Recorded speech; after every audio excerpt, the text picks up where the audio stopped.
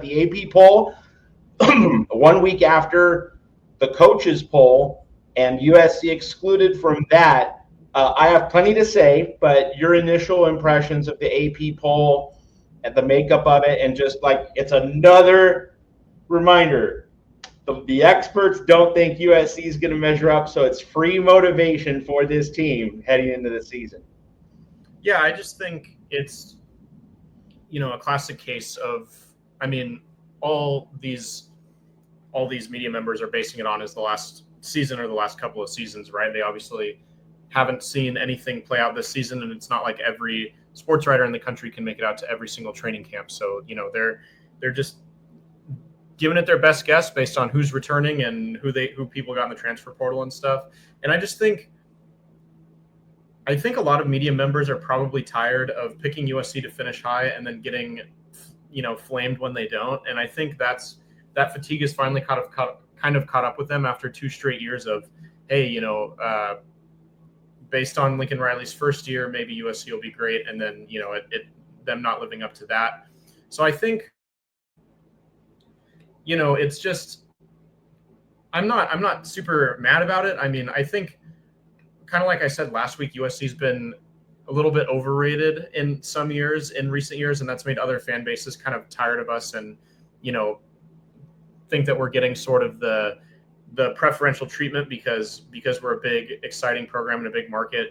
Media outlets get excited about us every year. So I think it's kind of a little bit refreshing to be underrated for once. And I do think that, in the new 12 team playoff, it's not going to matter all too much when it comes to, you kind of have to win games to get in at this point. It's not like the 4-team playoff where it's a lot harder to get in if you're unranked at the beginning of the season. So I just, it's an opportunity, kind of like you alluded to, for them to really prove themselves. And, no one can accuse USC this year of having been given preferential treatment, the benefit of the doubt, none of that stuff. If they don't win, they're not going to be ranked. And, so they have to go out and win. And I think that this team is equipped to do that. So I'm not too worried about the ranking, but I do think that it's an interesting change. It's a little bit different. I feel like every year since I've rooted for USC, we've had a number next to us. And I think it's something since 2001 or something, Pete Carroll's first year, that we've been ranked every year. So, it's different for sure, but I kind of like being an underdog, and I think it'll benefit USC as well. Let me just follow up quickly. For some people, USC not being ranked in either of the 2 major preseason polls might just be exhausting, in the sense of, gosh, no one's giving USC any credit. No one's seeing the improved defensive line room.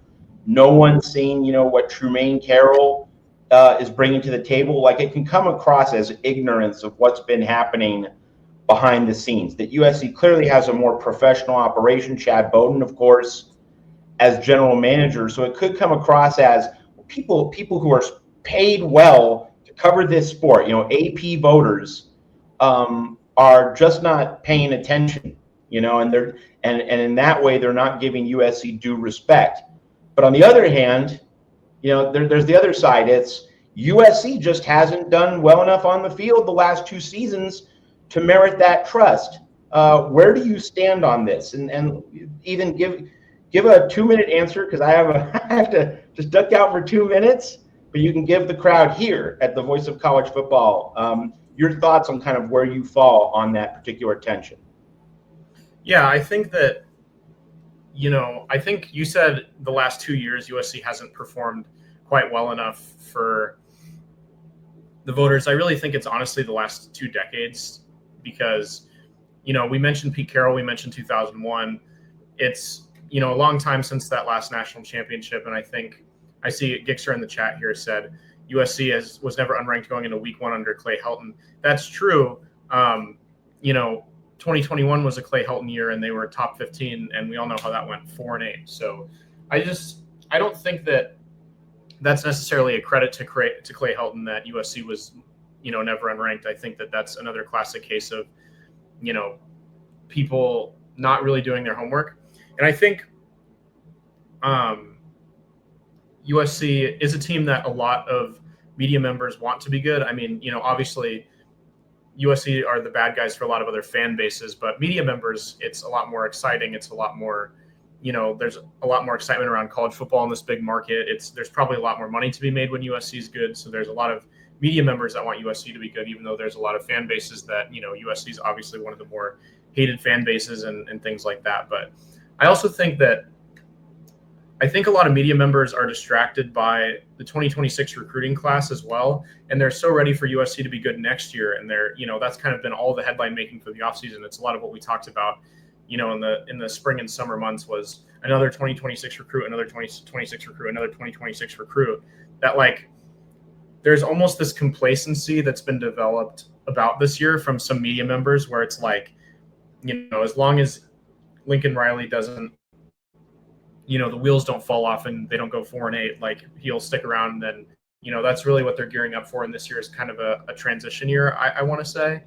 And really, and then so you don't look at some of the big guys that they brought in on the defensive line, because the headline makers are the Mark Bowmans and and Hassan Longstreet starting next year potentially, and all of those different things that make 2026 exciting. And I think that when you are looking forward to 2026 like that, I think that can, cause 2025 to kind of slip just from your vision. And people, I think that's a big reason why too. But it's 2026 being a year where USC is going to have all those advantages for them doesn't discount this year, and shouldn't be a reason for media members to ignore this year. So I do think that that's a potential problem. I think that people are just so 2026 focused when it comes to USC, and that's been the big story, that people have forgotten to do their homework on 2025. Okay, our friend Gixxer Squid mentions that USC was never unranked going into week one under Clay Helton. It obviously brings up the point. Is this media blowback at Lincoln Riley? And it's not necessarily blowback at Lincoln Riley for its own sake, as kind of like to get clicks, to be SEO or Google friendly. It's just that, let's just put it out there. Lincoln Riley is not the most media friendly coach out there. That's not even a criticism. All right. He has a very standoffish attitude toward the press, how he micromanages USC press conferences. Some USC fans think that's great. Put those media members in their place, put them in a box, they don't rule the world, shut them up, humble them. A lot of USC fans think that's fine. Others will disagree. So again, I'm not making a judgment on whether Lincoln Riley's handling of the media is good or bad. That's for other people to decide. But he does not have the best relationship with the media. How much do you think that does play into voters not giving him and USC the benefit of the doubt when things are not going fantastic? I think that does play into it, actually. That's a really good point. I think it's a combination of that, and also just this kind of reputation that Lincoln Riley has developed for, I think the standard is a little bit higher for Lincoln Riley, quote unquote, proving it than other coaches because of just the great situation he was handed at Oklahoma. I think especially after the way the last couple of years have gone, media members want to, the prove it has kind of reset, and people are starting to second guess whether, his Oklahoma success was his success or, due to kind of the situation that he was put in. So I think that's part of it as well, is just that. But I do think the personality has something to do with it. It's not like Lincoln Riley is constantly going off on the media. It's not like, he's in the headlines every week for something negative that he says about the media, but that standoffish personality is a good point. I think as someone who's been around him a decent bit the last 4 years, it's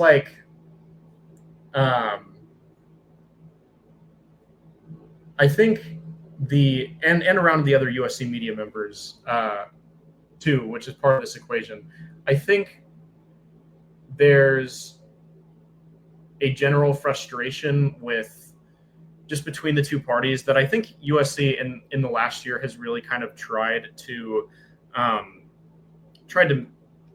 fix a little bit, because just kind of being in some of the press conferences and stuff, 2023 in particular was kind of a disaster of a year for media Lincoln Riley relations, because there was just, I think, the increase in media attention that resulted from 2022, and then just like, disappointment after disappointment, where they started 8-0 and then they just lost most of the rest of those games, or 6-0 rather. Like, there was just so many press conferences where there was just so much, like, I don't know, like, it was just so tense between the players and the media and Lincoln Riley, and it was just like not quite right. And I think last year there's a couple of different things that they did to try to make that better. And I don't think that it's really anybody's fault per se. Like, I don't particularly personally have a really big problem with the way that Lincoln Riley conducts himself with the media, because I think that, with exception of a few instances where I think he was overstepping, I think that generally, he's trying to protect the players, protect the team, protect his schemes from coverage that might be harmful to them. We still have to remember that these are college students, and we also have to remember that he's trying to win football games, and winning and losing a college football game can be the difference in millions of dollars of revenue. So, like, he has interests at heart that aren't necessarily negative, and he always speaks very positively about people. He's always very cordial. Like I said, it's not like he's going on some Deion Sanders rant about how the media's out to get him, and they're out to slime him or whatever. Like, he always sits up there. He doesn't like skip his media availabilities or anything. So I don't really have any problem with it. I just think that because of like the real careful nature of not letting people into practice. Pete Carroll was not like that, obviously. Pete Carroll let media into practice, random students and people like that. So it's a bit different than USC fans are used to as well. But I just think, like, generally kind of all of that added together, like the frustrations of 2023, 2024 was better. And then like the just general, like, kind of difference in opinion of how he should conduct himself. I think that there's a lot of older people involved in USC media coverage specifically that think things that kind of remember a bygone era where things were done a different way and it wasn't so secretive, and they get even more frustrated with Lincoln Riley's like very PR, like, hey, this is, I'm going to like protect my players, protect myself, all this kind of stuff. And that, they want more of the nitty gritty answers when USC loses and stuff like that. But like, yeah, like I said, I don't personally have too much of a problem with it because I know what he's after. I just think, but I do think that your point is valid, that there could be a bit of a breakdown between him and the media a little bit, just because of how that's gone. I think he's been a little bit more scrutinized being in LA too, and probably has dealt with a little bit more negative media coverage, which has probably, all the rest of the country is looking at LA's media coverage to determine what they think about USC and stuff. So, and if his relationship with the LA media isn't good, that's going to spread around everywhere. So I just think, like, we're going to see this year that probably continue to get better. I think that, USC realized that 2023 was a bad year for Lincoln Riley media relations, and, things like, I think it was the Washington game. My best story about this is the Washington game ends, right? Very frustrating game. Caleb Williams, that's the game where Caleb Williams ran into the stands and cried, and his mom was there, and that got televised, and all that kind of stuff. Obviously, Washington goes on to make the college football playoff, make the national championship game. And the way that post-game media was conducted that game was just so weird. It was like, because normally how it goes, right, is there's like a main press conference. It's Lincoln Riley and like an offensive star and a defensive star. And then like afterwards they bring in, a handful of different players who media members can choose to individually talk to or not. And that game, they just like brought out everybody at once. And so like at the press conference, there was like 8 or 9 people, including Lincoln Riley and all the players. And like Caleb Williams was like kind of standing in the corner and obviously didn't want to be there because he had a very emotional moment right before that. And that was when the quote about I want to go home and cuddle my dog and watch some shows came out too. I just think like there was a lot of different incidents like that where the media was just like, things are being handled a little oddly, and like, there some of the frustrations I think of the bad play was spilling over on both sides. But I do stand by it was, not really anybody's fault. I think it was just people on both sides getting frustrated with how USC was playing, because everybody involved obviously wants USC to win. And then, just frustrations also with not really understanding where the other person was coming from. But like I said, last year was better. And I think this year, especially with Lincoln Riley kind of getting over some of that smartest guy in the room syndrome that we talked about, and allowing other people to take on other responsibilities so he doesn't have to feel like he's in charge of everything. He's got a lot of great talkers around him now too. Chad Bowden is an example of someone who's really, really great media person. So I just think he'll be a lot more relaxed, and we won't see those issues quite as much. So Bob Springer, here we go. Let me so Bob Springer, new viewer of the show. Welcome, Bob. Making several interesting, informative points in the chat. Bob says Lincoln Riley seems a lot more relaxed and comfortable with the media. Is that basically a Chad Bowden reality? That because Chad Bowden's handling the infrastructure, the off-field stuff, the NIL, that Lincoln Riley thinks he can I could just coach a ball club and let everybody else handle responsibilities? Is it really that simple, or is it a little more complicated? I think so. I think, like I said, just generally the media relationship has rebounded a little bit. I think that they've recognized that him and the program have made a couple of good moves. The media people have, in terms of rebuilding the program and not getting stuck in his old ways. Bringing in Danton Lynn was obviously a good move that everybody realizes that was a great move. Bringing in Chad Bowden. Kind of the way the 2026 recruiting class has been built. I just think he's on like a decent kind of arc of momentum as well, of like, hey, everybody, knows that all of these couple of things that have happened are like pretty universally good things. So I just think especially, I don't think that there's much worse than it could have gotten in 2023, because like you're coming off 2022, you missed the college football playoff by, a Caleb Williams injury and, a couple of better defensive players. And like, and you start 6-0 again, and everybody thinks that you're on that, on that train once again. And then just kind of everything unfolds. It's clear that, Alex Grinch is not up to the job. He's a Lincoln Riley guy. Lincoln Riley's catching a lot of heat for that.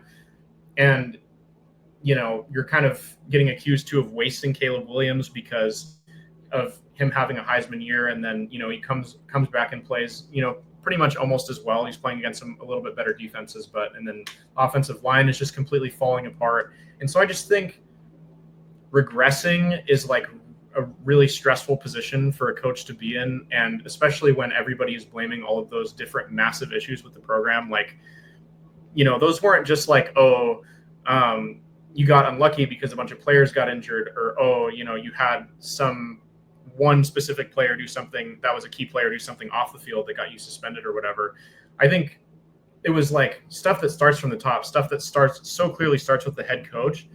And so he couldn't point fingers, and not that he would have pointed fingers anyway, but he couldn't point fingers. There was no blame to deflect on anybody else. It was like, yeah, this is my fault. And so I just think this year they're starting from a place, like we said, AP poll, they're underrated. They're not, the expectations aren't as high. If this year is a bit of a disaster, if it's a disaster, it's bad. But if it's like, similar to last year, maybe only marginally better, he's probably not going to get fired because of the 2026 recruiting class. That's when the expectations are going to probably kick back in again. And like I said, everybody just recognizes that he's made several good moves in a row. And, they've made a lot of effort, I think, to repair the media relationship. They kind of a lot of ways last year directly to media members tried to show that they were kind of thankful for them and appreciated them for doing their jobs. I remember after a handful of games, they were like, there was like, pizza served courtesy of USC football. So for the media members, just to thank them for the work that they did. So I just think that is it's just all kind of all added together, kind of made this put him in the spot where he doesn't have to worry as much about how things go this year. And like it's easier for him to be better this year than last year than, to build on 2022 and 2023. And he doesn't have to deal with all those narratives, like I said, that so clearly start with the head coach. All right, some more comments. Gixxer Squid, here's the truth about USC not being ranked in the AP poll. This is the second year Riley doesn't have a real Heisman contender behind center. Fact, that's why we're not ranked. And then I'm going to mention Yassine Asana. Yassine, thanks for watching our show here at the Voice of College Football. How do you guys feel about USC as a collective on offense and defense? So let's put these things together. How much do you think USC not being ranked is a Jaden Maiava matter, and how does that connect to your feeling about the USC offense? And Yassine, I'm just going to quickly get at your comment. I'm a lot more confident about the defense than the offense, but it's not a Maiava issue. It's I need to see the offensive line become skull crushers, and we just haven't seen it.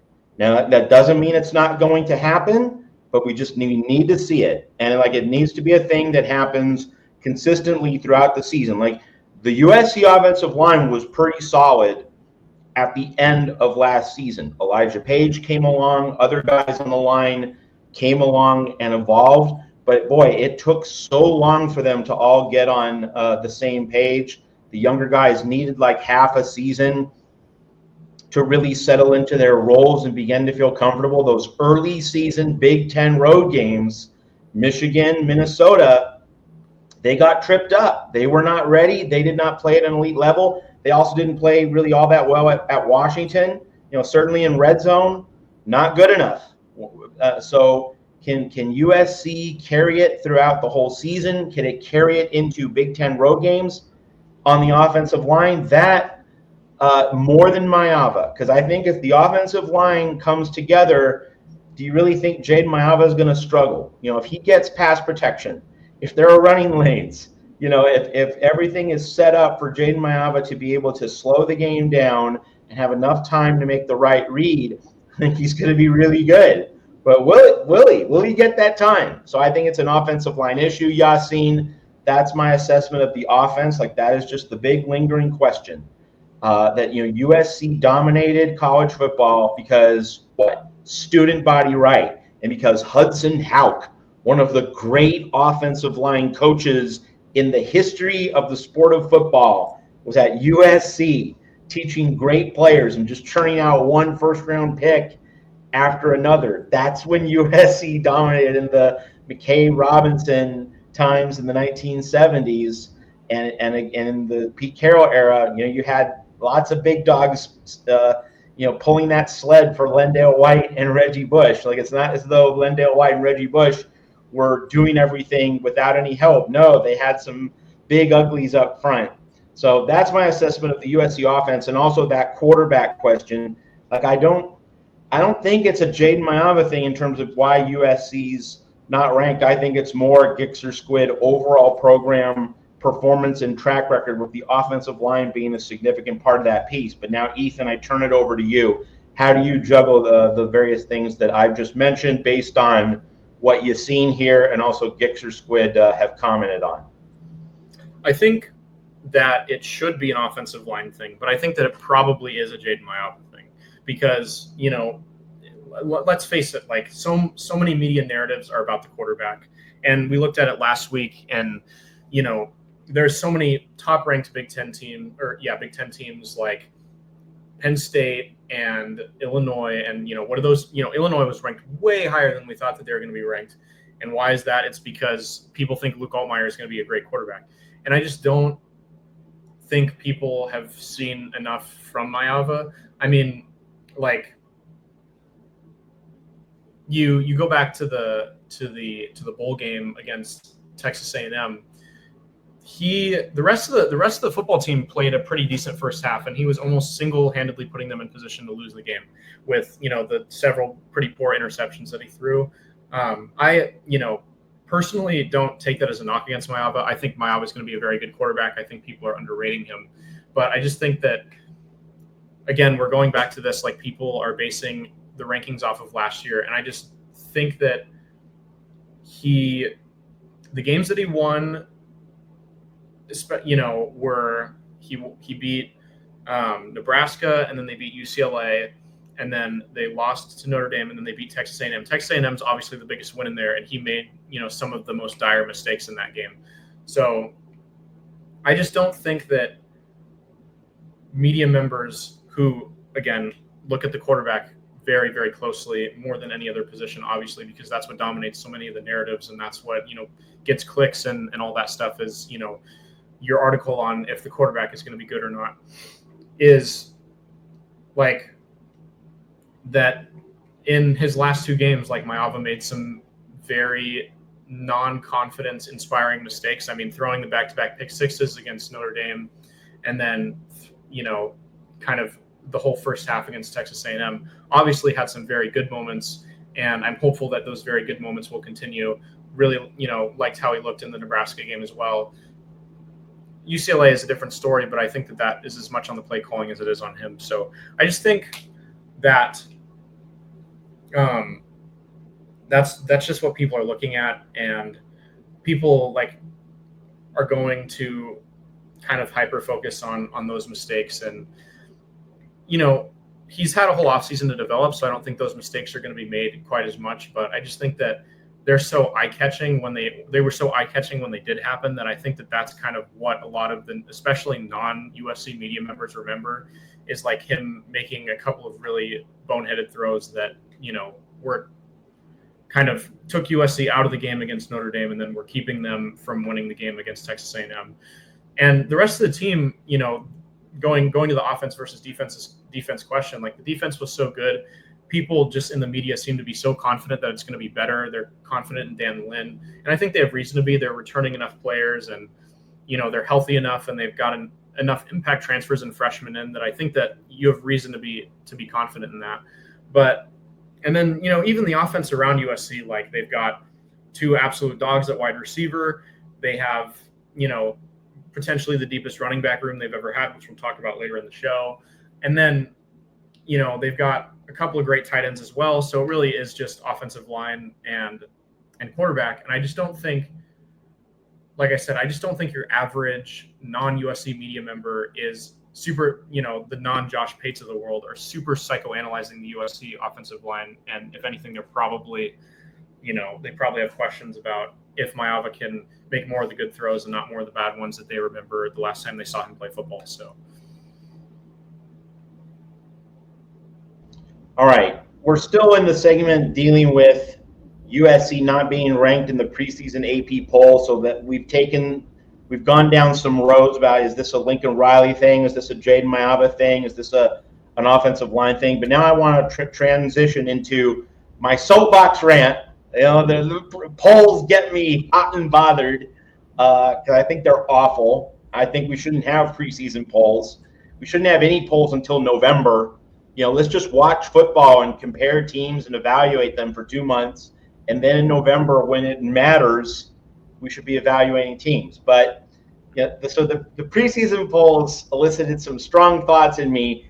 And folks, if you're paying attention to these polls, and I'm sure that if you watch Mark Rogers' show here at the Voice of College Football or other shows at VOCFB, there's plenty of poll talk right now, because that's the thing. Mid-August, we don't have any games just yet, getting closer, but not yet. So we're talking about polls. It's just the way the sport works. It's the way the news cycle works. So if you're paying attention, I want you to notice two things. You might have already grasped them, but I just want to kind of nail them down right now here at the Voice of College Football on the USC Primetime Live Show. First off, notice how many teams are in this basically the same ranking spot throughout the poll. There are only like 5 or 6 teams that were more than 2 spots different in the AP poll from their place in the coaches poll. Kansas State 20 and 17, Oklahoma unranked in 1, BYU unranked in 1 but ranked in the other, so that's a difference of at least 3 spots.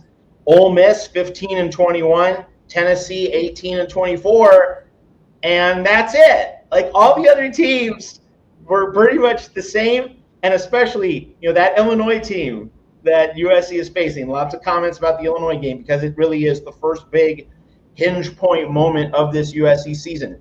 Illinois just happens to be number 12 in both polls. Like all these voters, two different polls, Illinois is 12 exactly in both.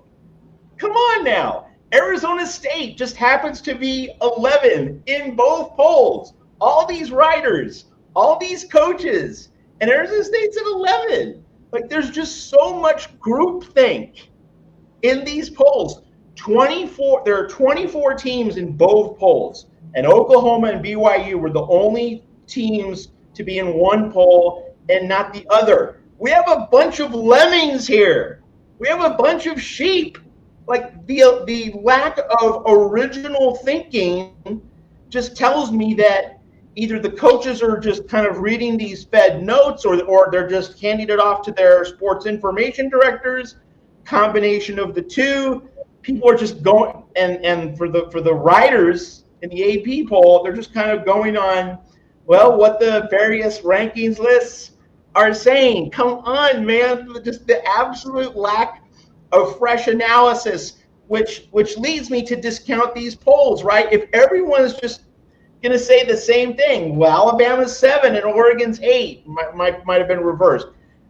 Arizona State's 11, Illinois is 12, and 9 SEC teams in one poll, 10 SEC teams in the other. Like if no one's willing to step out of the conventional wisdom, like what are people scared? Are people do people not want to offend anybody? So that is just another reason to absolutely hate preseason polls. It's just a lot of groupthink. Just everybody just kind of magically agrees on this industry consensus without kind of having any willingness to be independent or original.